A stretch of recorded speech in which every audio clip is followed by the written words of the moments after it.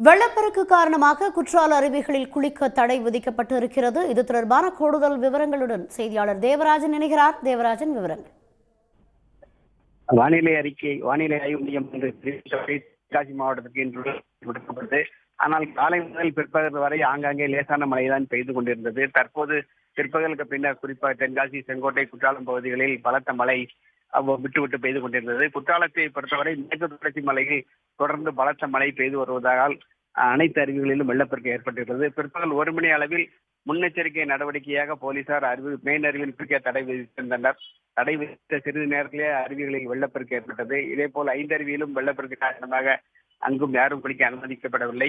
தற்போது சபரிமலை செல்லும் ஐயப்ப பக்தர்கள் குற்றாலத்தில் வந்து புனித நீராடி விட்டு செல்வதை வழக்கமாக கொண்டுள்ளனர். அவர்கள் இந்த தடையால் ஏமாற்றம் அடைந்துள்ளனர். பழைய குற்றால அருவியை பொறுத்தவரை கடந்த மாதம் ஏற்பட்ட வெள்ளப்பெருக்கில் அருவிக்கரை சேதமடைந்திருப்பதால் அங்கே ஏற்கனவே குளிக்க தடை விதிக்கப்பட்டிருக்கிறது. இப்போதும் தடை தொடர்ந்து நீடிக்கிறது.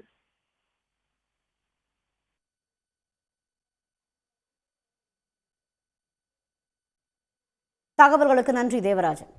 உடனுக்குடன் செய்திகளை தெரிந்து கொள்ள சன் நியூஸ் பெல் ஐகானை கிளிக் பண்ணுங்க.